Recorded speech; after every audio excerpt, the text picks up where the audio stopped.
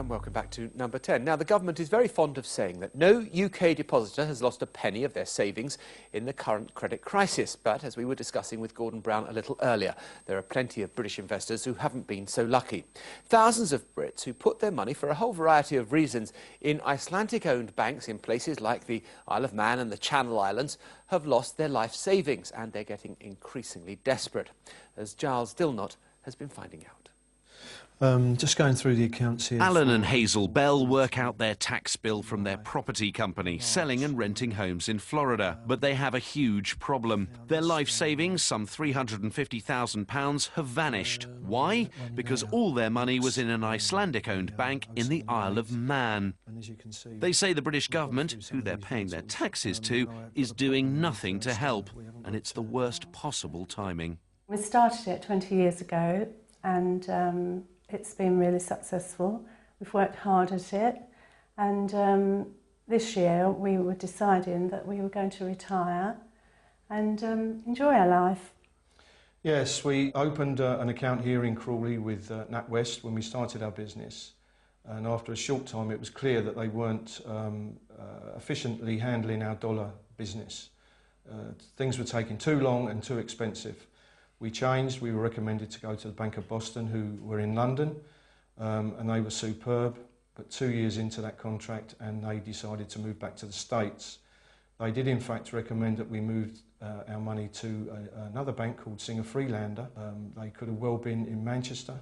They could have been in Birmingham. They could have been anywhere in the country. We didn't know until we spoke with them and found out that they were on the Isle of Man. Did you know that that made a difference? Not at all. No.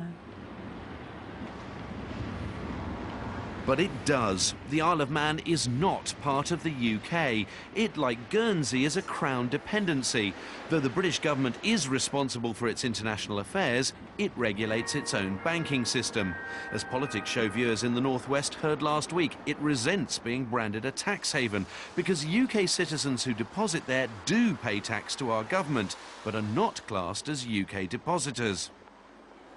18 months ago, Iceland's second biggest bank, Kauping, bought both the Isle of Man and London arms of Alan and Hazel's bank. But because of the status of the Isle of Man, any UK government protection of deposits does not apply to those who banked there. The British government's obligation must be to depositors who have put their deposits into UK banks. And the Isle of Man, you know, for this purpose, is independent of us. Alan loves football. He had a spell at Arsenal in his youth and is now proud chairman of his local club, which takes his mind off the disaster that played out on the global financial pitch 5 weeks ago.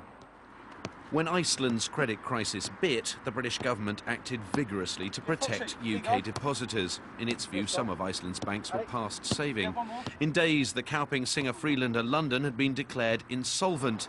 This kicked Alan and Hazel's branch in the Isle of Man, which they feel was still viable, into touch, or temporary insolvency. They desperately tried to pull their money out, but in 24 hours, 20 years of savings were gone. At first, there was hope. In extraordinary times, with financial markets ceasing to work, the government cannot just leave people on their own to be buffeted about.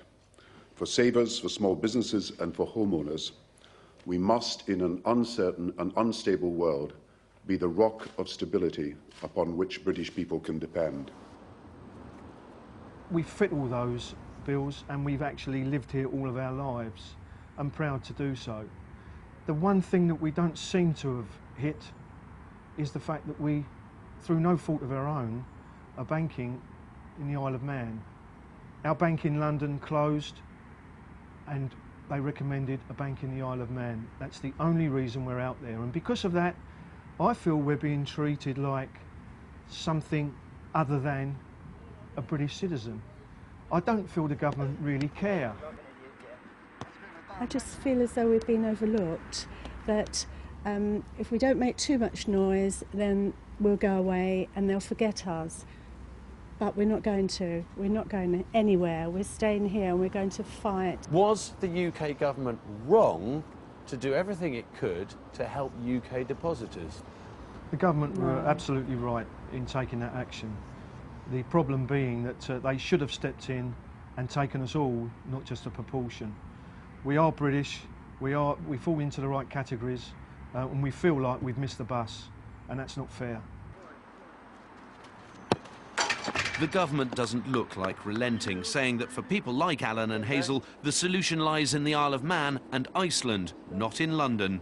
Next week, an insolvency court will decide whether their bank will be declared insolvent. The clock's ticking for them and thousands like them to pull a last-minute winner out of the bag before that hearing blows full-time on their chances and their money.